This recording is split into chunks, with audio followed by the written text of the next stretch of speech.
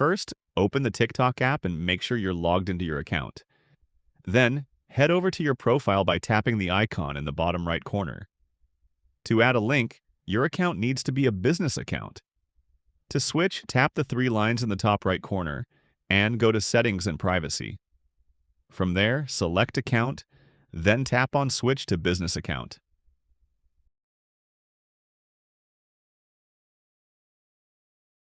Choose a category like Personal Blog or Services and complete the switch. After that, TikTok might prompt you to add an email. You can either enter it or skip this step. Next, you'll now see a bio field. Tap on it and enter the URL you want to share. Just make sure your link is 80 characters or fewer, otherwise it won't be added. And that's it.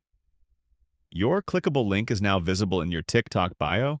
If you found this tutorial helpful, make sure to like this video and subscribe to the channel for more helpful guides. Thanks for watching.